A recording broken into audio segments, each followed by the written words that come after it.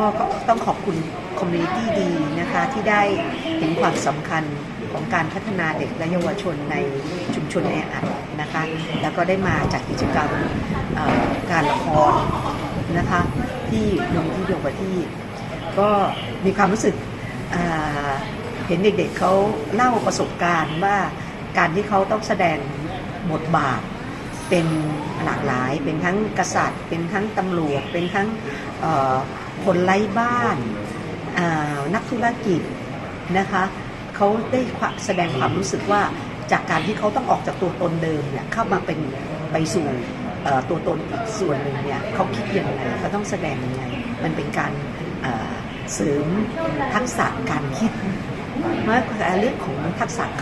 การคิดเนี่ยเป็นเรื่องสำคัญที่มันจะมากำหนดพฤติกรรมของเขาในอนาคตให้เขาเนี่ยได้มีความรู้สึกคิดกว้างออกไปแล้วก็มีเด็กบางคนที่สะท้อนมาหลายคนว่า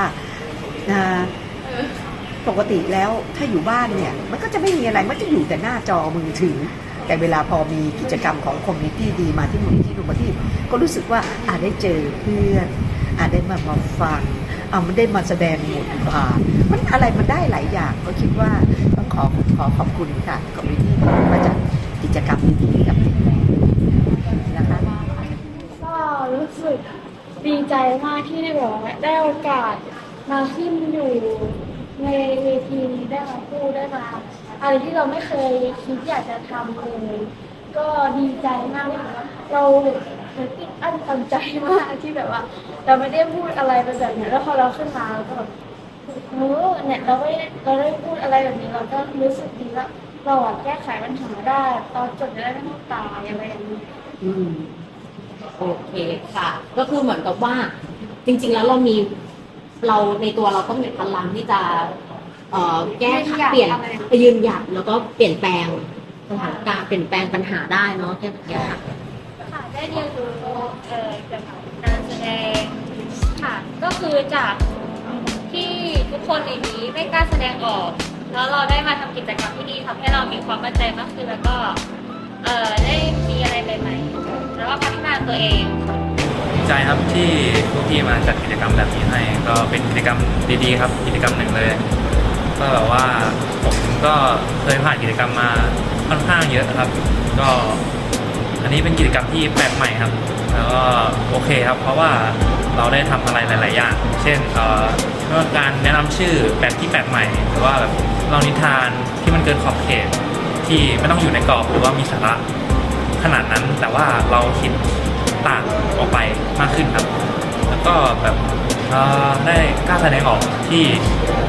จากสิ่งที่เราไม่เคยทำจากเป็นคนที่แบบเก็บตัวทำแต่อะไรที่แบบเป็นทฤษฎีไปหมดแต่วันหนึ่งเราก้าวออกมาเพื่อแบบแสดงความสามารถแล้วก็ได้ทำสิ่งต่าง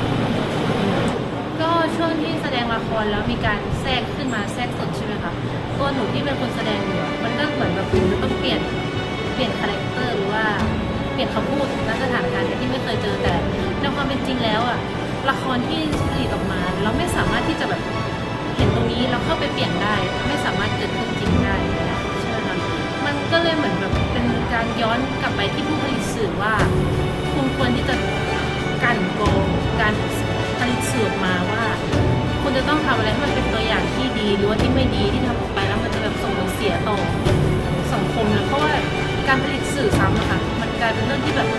เรื่องใหญ่มากในยุคนี้เพราะว่าเด็กดูเยอะอะไรดูเยอะเราไม่สามารถขึ้นมาเปลี่ยนแปลงได้เหมือนที่เราแสดงเมื่อกี้อะค่ะ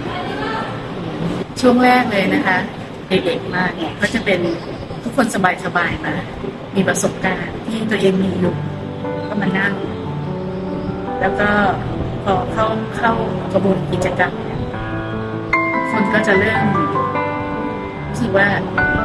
ฉันต้องตอบมีความกังวลไม่กล้าพูดมองหน้ากันซึ่งอันนี้มันเป็นค